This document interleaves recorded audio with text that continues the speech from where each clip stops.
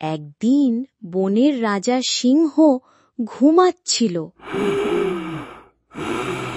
একটা ছোট্ট ইঁদুর খেলা করতে করতে তার গায়ের ওপর উঠল। সিংহ ঘুম থেকে জেগে উঠে রেগে গর্জে উঠে বলল, এই কে আমার ঘুম ভাঙালো রে? তোকে এখনই খেয়ে ফেলবো। মাফ করবেন রাজা মশাই, আমি তো শুধু খেলছিলাম, আর হবে না। হয়তো একদিন আমি আপনাকে সাহায্য করব। তুই তুই একটা ছোট্ট ইঁদুর, তুই আমাকে সাহায্য করবি?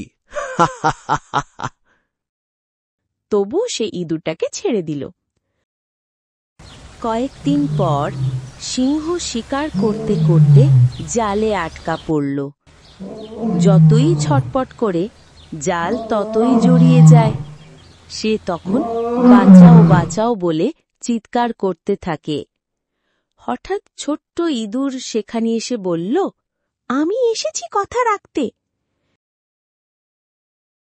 সে তার ছোট ছোট দাঁত দিয়ে জাল কেটে সিংহকে মুক্ত করল। সিংহ অবাক হয়ে বলল, তুই সত্যিই বড় সাহসী। আমি ভেবেছিলাম তুই এত ছোট যে কোনোই কাজের না। এখন আমি আমার ভুল বুঝতে পেরেছি। এরপর তারা একে অপরের বন্ধু হল।